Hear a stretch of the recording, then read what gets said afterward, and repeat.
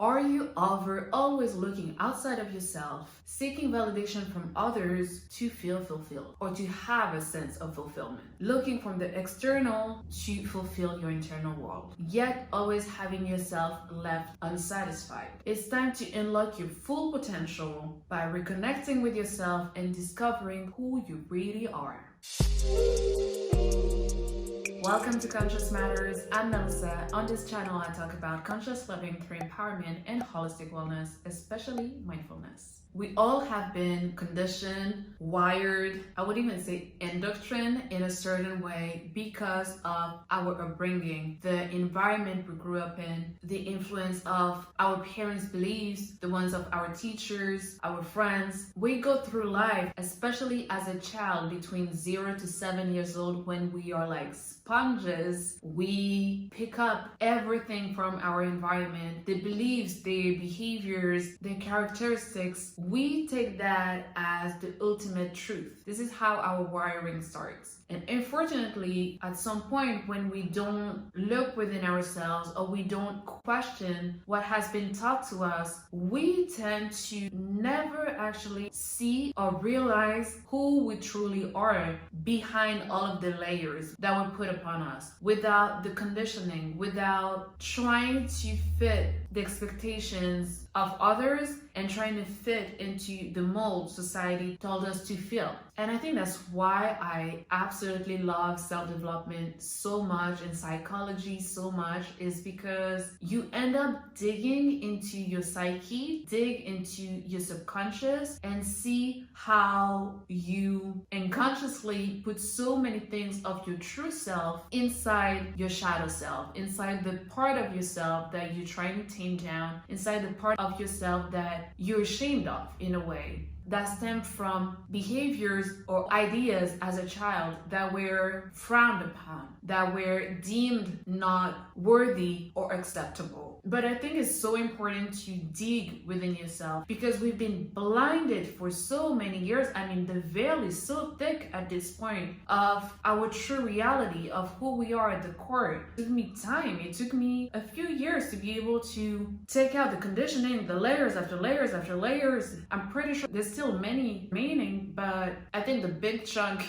is out of the window. But it takes time, patience, discipline, and self-commitment to be able to see what's beneath, and that can actually propel you beyond the limitations of the box of the storyline that we're giving to you. I'm not saying that we are fake, but the result of the conditioning is that we all try to play a role that was either taught to us or expected out of us. So how can we step out of that role to just be as we are, to just be stripped away from the visions, the beliefs, the expectations of others? How can we just be in our most authentic and truest self that we came onto this earth to be? So first, self-reflection. Take time to reflect on your experiences, on your emotions and behaviors, and use them as opportunities for growth and self-improvement. And what is very helpful to do that is the second tip: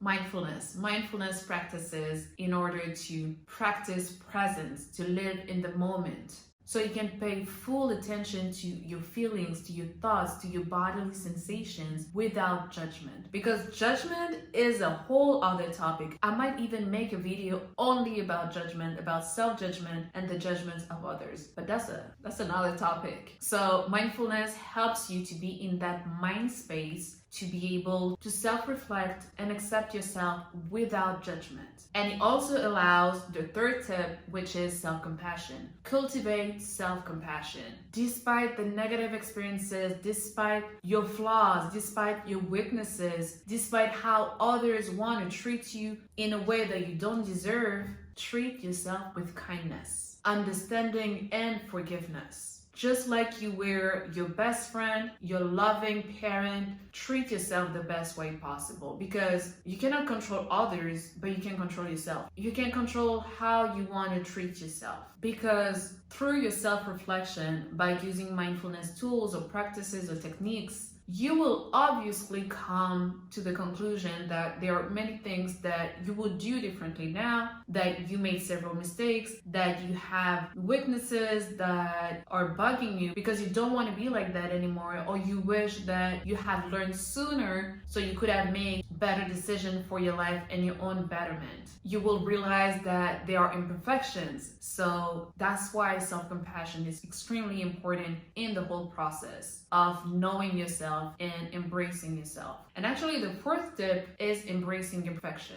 Accept that making mistakes is part of the learning process. And nobody's perfect. Even when you think you are doing everything right and that you answered all of the expectations, that still doesn't make you perfect. Nobody's perfect. And even the people who condition you, you've got to accept that they also made mistakes, that they are aware or unaware of. The result is the same. They also made mistakes. So once again, nobody's perfect. Embrace your imperfections, embrace your weaknesses, your mistakes, embrace your life and your journey just how it was and how it is now. Number 5, reconnect with your inner child. I won't say that enough. We come into this world so much like ourselves. If you look at a child and you look how they behave, maybe younger child between 0 and 5 maybe, before they internalize all of the conditioning, they're free. They say whatever they want to say. They cry and throw tantrums when they're not happy with something,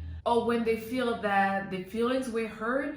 They're very in touch with themselves. They know what pleases them. They know what brings them joy. They know what they don't like. Even people, they can say, I don't like you, without any filter, because they have not been conditioned enough yet to fit into a certain role in this society. So reconnect with that inner child who was fully in touch with themselves. Recall all of the activities and the hobbies that were giving you joy and life as a child, and try to see how you can incorporate them in your adult life. For example, let's say you were this little jokester, this little comedian in your family or at school, but obviously at school it was not accepted because you were maybe disturbing the class, you were making inappropriate jokes, or whatever the case might be. Try to see how you can maybe incorporate a little bit more comedy within your actual life. How maybe you can write scripts, maybe can perform, be on social media and create entertaining content for others. Try to see how you can incorporate things that made you happy but were frowned upon into your actual life. That is the cool and fun part of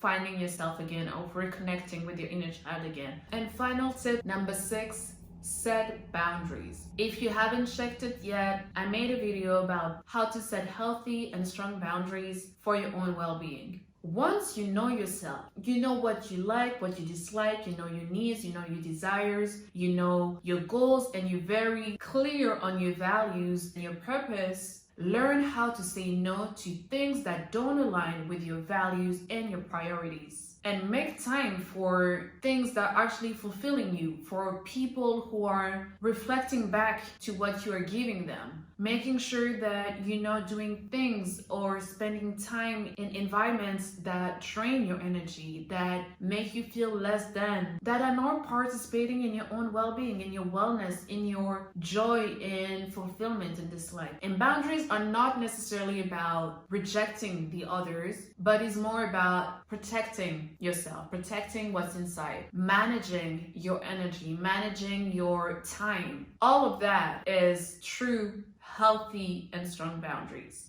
We have one life. Let's make the best that we can possible. Realistically, it's not gonna be the best life ever every single day, but with what we can control, which means ourselves, our actions, our behaviors, we can choose to make most days of our life the best days possible. So self-reflection, mindfulness, cultivating self-compassion, embracing your imperfections, reconnect with your inner child, and set boundaries. Healthy and strong boundaries. Remember that the journey of self-discovery, self-development, self-mastery is not always easy. To be honest, is very rarely easy, but it's so worth it, because when you're so clear about who you are, what you want, what are your priorities, what are your values, where you're heading in life, what is your purpose in this life, the way that you navigate every single chapter of your life and your relationship with others is so much more fulfilling, not only for yourself, but also so qualitative